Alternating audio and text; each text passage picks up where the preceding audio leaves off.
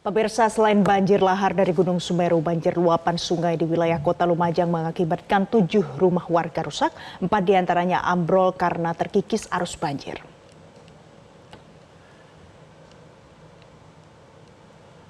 Dan kita akan lihat beginilah kondisi bantaran sungai Kali Asem di Kelurahan Rogo Trunan, Kecamatan Lumajang, Jawa Timur. Diperkirakan ada lebih dari 50 meter bantaran sungai di sisi timur yang ambrol akibat terkikis arus banjir pada Kamis malam kemarin.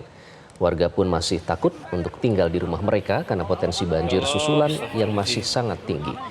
Dan untuk mengetahui kondisi terkini di Lumajang, Jawa Timur sudah bergabung Rohmat, kontributor Metro TV melaporkan langsung dari lokasi. Rohmat, bagaimana kondisi terkini di sana dan bagaimana sejauh ini korban banjir penanganannya?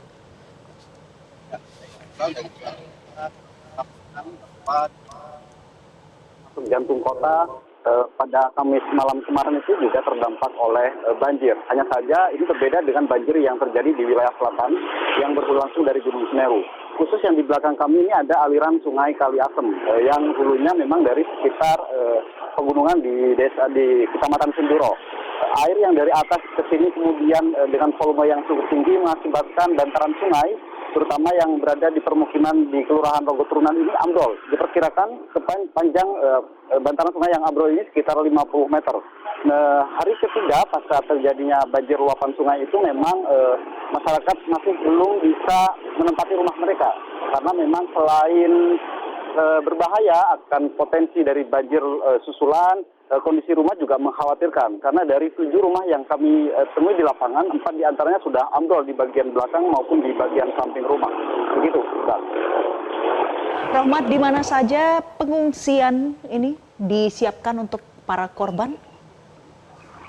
Ya, Valencia, memang sampai siang ini belum ada tenda pengungsian yang didirikan secara resmi oleh pemerintah Kabupaten Lumajang maupun oleh Satgas Tanggap Darurat Hidrometeorologi. Namun masyarakat yang berada di sekitar sini yang rumahnya tidak bisa ditempati, mereka harus mengungsi ke rumah sanak keluarga, ada yang ke tetangga, ada yang ke tempat fasilitas ibadah seperti musola dan masjid.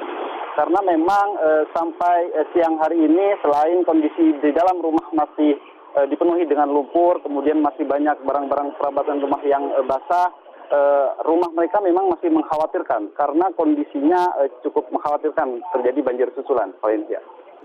Rohmat, seperti diketahui ada 3 korban ya, dan ada 2 orang yang kalau tidak salah berboncengan naik motor melewati jembatan kemudian terkena banjir lahar. Nah, kalau melihat ada warga yang melintas pada saat banjir lahar seperti itu, apakah sebelumnya tidak ada himbauan sehingga mereka ada di tempat yang berbahaya seperti itu? Iya, Iqbal. Memang pada saat terjadi hujan lebat itu terjadi sekitar dari jam 8 sampai jam 5 sore. Sehingga banjir lahar maupun banjir luapan sungai yang terjadi di Kabupaten Lumajang itu terjadi sekitar pukul 9 atau pukul 8 malam. Nah, pada saat malam hari tentu banyak masyarakat yang menggunakan jembatan Kelapa Sawit terutama yang menjadi titik lokasi meninggalnya 2 korban yang sepasang suami istri ini untuk kembali ke rumah. Karena keduanya informasinya baru datang dari rumah keluarga di daerah Desa Munder, Kecamatan Josawilangun.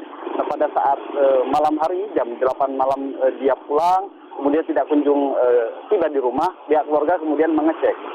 Untuk pemerintah sendiri bersama BPBD maupun PVMBG telah memberikan himbauan-himbauan. Hanya saja memang himbauan terkait potensi banjir lahar ini hanya berlaku di 3 daerah aliran sungai, yakni Das Mujur, Das Rejali, dan Das Gelidik, yang kalau tidak salah sepanjang 13 km khusus yang di Das Rejali.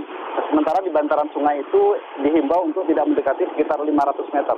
Nah, khusus yang di jembatan Kelapa Sawit itu sebenarnya tidak masuk kategori atau tidak masuk daerah yang diberikan himbauan, karena itu bukan jalur utama luncuran material lava maupun banjir lahar dari Gunung Semeru.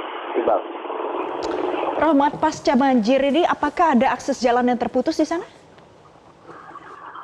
Ya, sampai hari ini akses jalan yang terputus yang dapat kita konfirmasi kepada petugas itu ada 3. Yang pertama itu di jembatan Kelapa Sawit penghubung antara Kecamatan Candipuro dengan Pasirian yang juga kerap jadi jalur alternatif Lumajang Malang.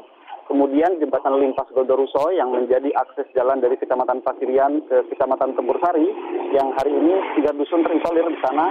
Kemudian yang ketiga itu ada jembatan lintas di Desa Jugosari, Desa Jugosari, Kecamatan Candipuro. Nah, yang di Jugosari ini juga ada sekitar 40 kepala keluarga yang terkonfirmasi terisolir. Sampai saat ini jalan-jalan itu masih belum bisa dilalui dan diakses oleh warga dan masyarakat.